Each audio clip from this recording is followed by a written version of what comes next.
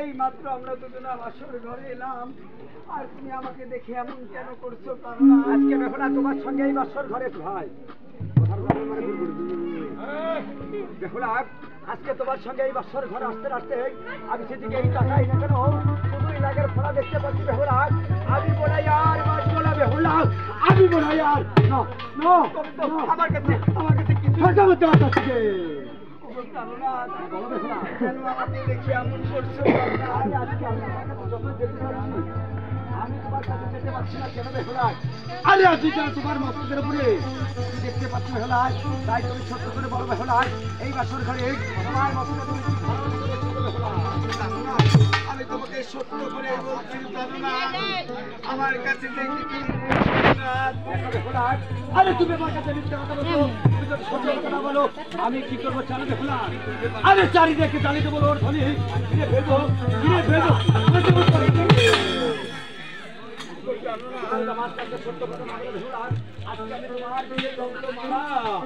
আমি ছিঁড়ে ফেলবো বেহুলা। তুমি এমন এমন কাজ সহ্য করতে পারছি।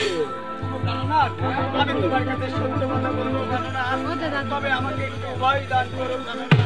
আমি তোমাকে ভয় দিলাম, তুমি এই বাসর ঘর আমার কাছে সত্য কথা বলবে, তোমার বাসকে কি ধারণ করে আমার সঙ্গে বাসর ঘরে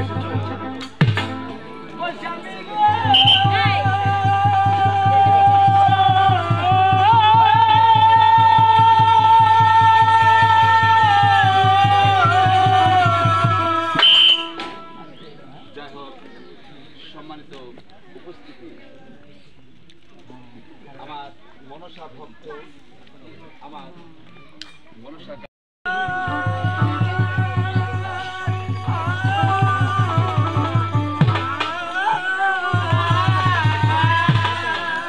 স্বামী গো, আমি একদিন এসে গিয়েছিলাম চান করতে পারলাম। কি হয়েছিল?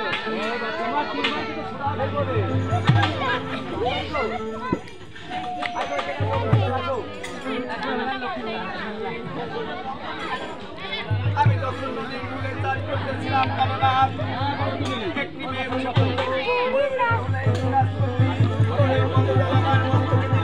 আমি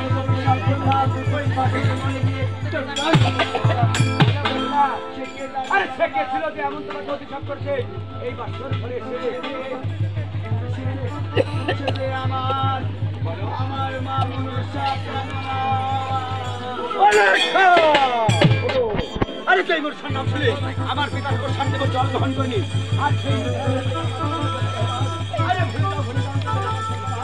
আমি তোমার কাজ করি না, বিশ্বাসী না করবে কেন? ওই মাটির ঘটের উপরে পূজা করো প্রাণনাথ। আরে মাটির ঘটের উপরে বিশ্বাস করতে পারি, কিন্তু তোমার ওই মনসাকে আমরা কখনোই বিশ্বাস করবো না। তাই আমি তোমাকে ভালোই ভালোই বলছি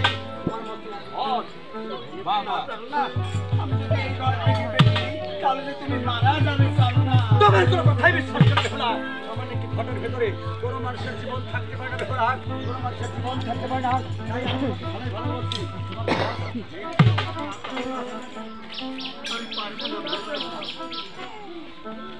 তুমি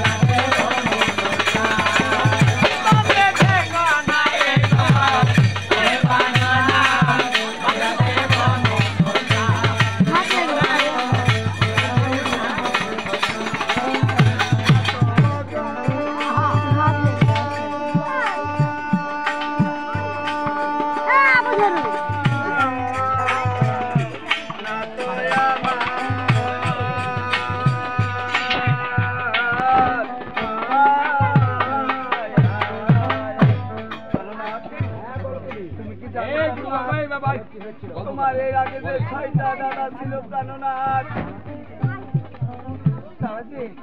তারা যে ওই মনসার দংশনে মারা গিয়েছে প্রাণনাথ। ওইটা বলছে আমার কাছে আমার এই 6 দাদার কথা আজকে তোমার মুখে শোভা পায় না বেহুলার, তাই তো আমি তোমাকে ভালোই ভালোই বলছি। আমার এই 6 দাদার কথা তোমার মুখে তুমি আপনার ভাই ও দাদা সকলে মরিল জানা